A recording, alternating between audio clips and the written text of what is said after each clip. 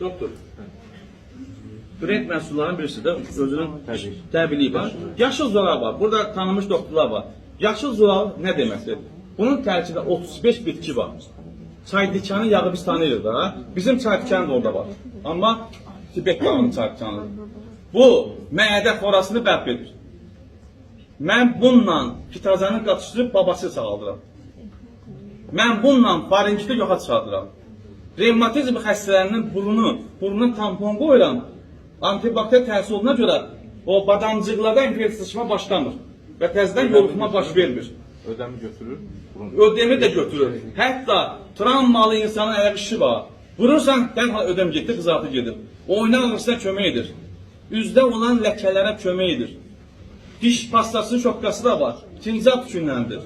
Aptekdə satılanlarla qiyməti demək olar ki, eynidir. Şoqqa ilə sürtürsən, ağzında bir köpük yaranır. Hətta köpüyü utsan belə sağlamlıq bəxş edir sənə. Və damaqda olan qanamanı səhəri gün yoxa çıxarır. Daşları tökür, dişi də ağardır və futbol tərkibi yoxdur. Futbol tərkibi yoxdur. İndi mənə gözümü yumun, 2 pasta verin. Mən dadından biləcəm ki, bu hansı pastadır. Və bu pastanı istifadə edən insanlara demək istəyirəm ki, sizin dad hissiyatınız qaydacaq.